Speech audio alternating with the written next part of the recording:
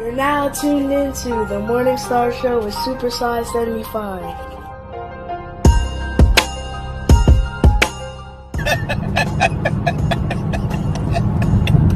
Hey, don't shoot the messenger.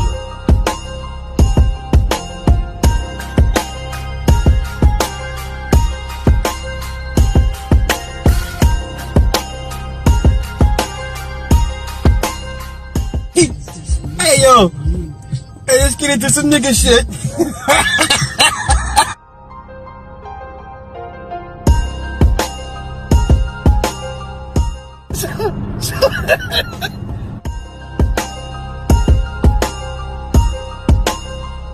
You're now tuned into the Morning Star Show with Supersize 75. Now, what is it about?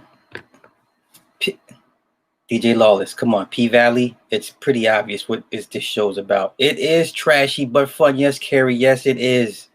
I really, really wanted to hate this series. Oh, there's things wrong with it. Don't get me wrong. Now, let's do some backstory. The writer or the creator of this show is Katori Hall. She is a sister. She is educated. And I mean educated. Hold up. Okay, Katori Hall. She is originally from Memphis. She wrote a play back in 2015 called Pussy Valley. So that's what the P stands for. Okay. She wrote a bunch of plays, some Broadway stuff that got on Broadway. She's an alumni of Columbia. She has an MSA from Harvard and Juilliard. I'm impressed. I'm very impressed. So she's no slouch when it comes to the writing. Okay, she knows her stuff, but you know, this is one of those times you can't always fault the white man or the white system for showing these images of us in not the most flattering light. At some point, you're gonna have to hold the writers of these shows, like Yelena Waithes, you're gonna have to hold these people accountable. Blah blah blah. Blah, blah, blah, blah. Okay, you watched it all in one day? Shit, you better than me. I just got to the first episode. Have you been taking voice lessons? No, I have not. She's highly educated. Is she smart? Well, you know, Nick, she's smart enough to get her show on Stars and give it to us. So I'm gonna break it down real quick. I'm gonna break it down. This ain't gonna be long, y'all. So it takes place in the Mississippi Delta. The club is called The Pink. Your characters are Autumn, she's the new girl. Mercedes is the old head. Uncle Clifford is the owner. We're going to get into Uncle Clifford in a minute. We have Lil Murda. We're going to get into Lil Murda as well. You have Keyshawn, a.k.a. Ms. Mississippi. You have Andre Watkins, and you have Gidget. Okay, so opening scene, there's a flood. Autumn is going through her luggage. She's been beat up. She's on a bus ride. During the bus ride, they make a stop. She gets off. She doesn't get to her final destination. We cut to the club. A dancer cuts her head on glass. She's back from maternity leave. Mercedes covers her the rest of her dance shift. Okay. Autumn enters, she goes to the club and enters the amateur night. Uncle Clifford. Yeah, Lord Vale, you did call it. Yes, you warned us. I knew it was bad, but, you know. Nick said a little murder. Yeah, we about to get that little, by the me said little pussy. I can't with y'all tonight. All right, so Uncle Clifford, the owner.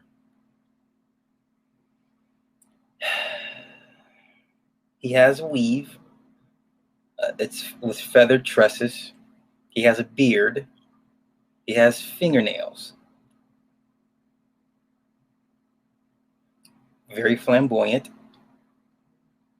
He's dark complected. He is the mother figure. He's the mother hen to the girls at the club. Okay. Uncle Clifford is also paying off the local cops so they can sell liquor illegally in the club. Mercedes, the head honcho dancer, she's 25. She's been dancing for 7 years. She's retiring. During Autumn's amateur dance part of it, there's flashbacks of her being raped at gunpoint. Autumn wins the contest. Clifford gives Autumn Mercedes Sunday night slot. Sundays is strictly for Mercedes. She's the big dog. Okay, she's the highest earner of all the girls in the club.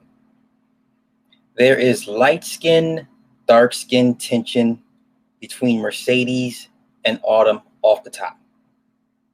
Autumn says she has Indian in her family. Okay. Autumn spills alcohol on her phone while looking at a pic of what we believe is her daughter. Now, mind you, you guys are a little bit ahead of me. I just watched the first episode just out of curiosity. And I said, you know what? I want to see where this goes. So right now, I think we're in six episodes so far. So I'm going to catch up. The next day, Mercedes walks out of a church service. Her mother is like the first lady or something. I'm not sure. Like, if she's not first lady, she's like a heavyweight in the church. Okay. Clifford is behind on his equity loan on the club. Mercedes is also a cheerleading coach. There's tension between Mercedes and her mother. Her mother is a hardcore Christian. Okay. Mercedes funnels her earnings through the church. Through the church. Okay. At a club meeting, there's beef between the strippers and the bartenders. Keyshawn, aka Ms. Mississippi, walks in with her baby and a black eye. Clifford admits to Keyshawn that he too was an abuse victim.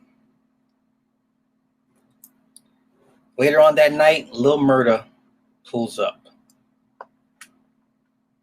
Lil Murda has a trick to make his bag appear more filled with money. He uses wet carnations in blocks and bricks, right? He puts the block of carnations in the bottom of the duffel bag and puts the money on top to make it seem like it's more money, okay?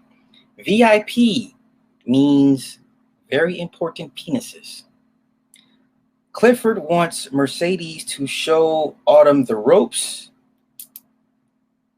Mercedes shows Autumn what to look for store tags on guys with suits. There's a particular guy that's looking at Autumn. And she's like, and Mercedes steps in and is like, no, you ain't popped them tags. Because he still had the tag on the cufflink, on the wrist. Okay. Then the bartender tells Merc to always look for the guy not wearing the Jordans. Okay. Diamond the bouncer notices Ms. Mississippi's marks and offers to kill her baby daddy. So apparently the bouncer Diamond is a real life killer. He's a killer. Nick says that. So does Lil Murda got a record to back up his name? Man, Nick, you may not want to hear the rest. What's the word? What's the term you say, Nick? A mud dog. Yes, Lil Murda is a mud dog. Ms. Mississippi is one of the better dancers. She has a pretty good aerial routine during her set.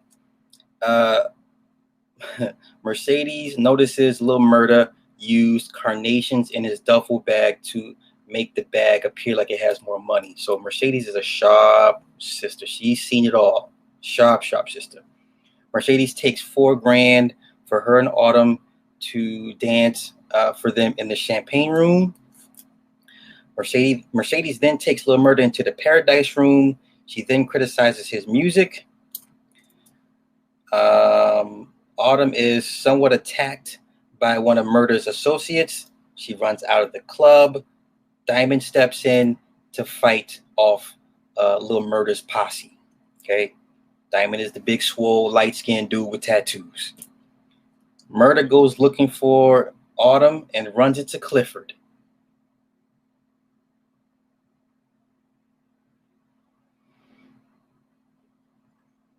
Clifford takes Murda into a room that he called it like a Super Mario Saves the Princess type of room. Lil Murda says, they call me Lil Murda because I murder everything. Clifford says, we got everything from white girls to brown girls to Asian girls to black girls to champagne to wings. And then Murda says, well, y'all ain't got one thing I'm looking for. And then Clifford's like, oh, you try to make me blush. And then motherfucking Murda caresses the dude's face and he says, I got something that's gonna murder you. Lord have mercy. And then he makes Clifford do the do. Okay, next scene. Autumn has an anxiety attack and meets the guy outside of the club taking surveillance photos, which happens to be Andre Watkins. Autumn tells Andre her real name is Haley. Mercedes' last dance. Clifford tries to play Murda's song during her set. Mercedes refuses to dance, and the music is changed. Mercedes' mom shows up to her final dance in the parking lot. Her mom asks why God gave her a whore for a daughter. Her mom says the church should have been getting more money. Mercedes says her mom had her dancing for food at the Waffle House when they were younger. Her mom says, God save this hoe. Mercedes, in a fit of guilt, gives her mom her tip out money and says, that's all I have, no repentance. After closing, everybody leaves. Keyshawn goes back to her abuser, and Andre takes more pictures of Autumn in the cut. And with everything I just said, I cannot hate this show.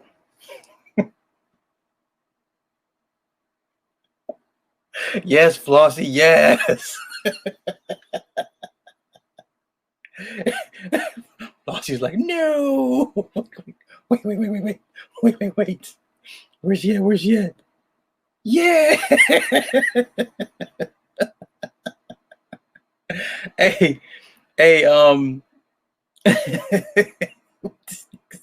murder, the Bobby waving answer. Jesus. That was episode 1. I'm going to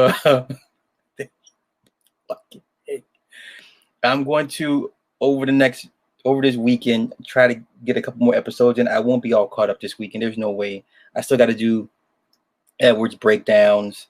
I'm so far behind, so please, Edward, I appreciate the patience. I do apologize, but I had to just get this out. This is truth. It is a guilty pleasure.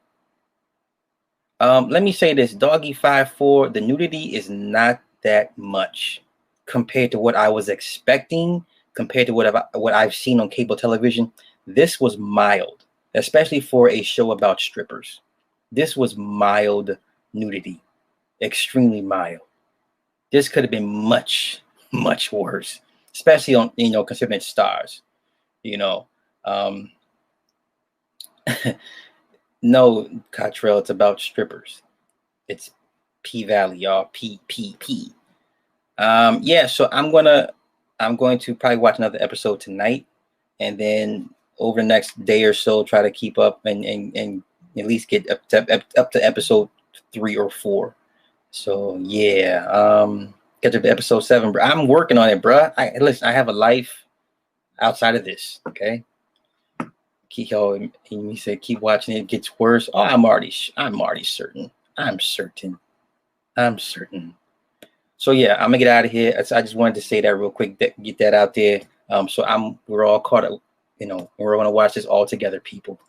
But at the end of the day, it's too easy for guys that want to complain about series that they want to complain about the Netflix series like Project Power, when you got this bullshit over here and I hear crickets, so it's selective outrage with these guys. I can't take these guys serious when it comes to the female tropes in these movies, especially when it comes to melanated folk. We just had Lovecraft country. The black people are the natural birthright. Have we not been talking about birthright and status over here for how many years? And here comes this movie or this series with this racist creator, Lovecraft, H.P. Lovecraft. We know he had some racist, ideologies. And lo and behold, they give us a series where black people are the key to every fucking thing. They gave it to us in Watchmen. And yet niggas is still complaining about the female empowerment. I can't take these Negroes serious. I don't want to turn this into another rant. I'm sorry. I enjoyed P-Valley. I'm looking forward to the episodes. And that was it. So thank you guys for hanging out with me for the last 17 minutes. I'll catch up with y'all later. Y'all have a good night. Peace. Heavily flawed individual. Cindy Ashby Productions. On the Wake Up.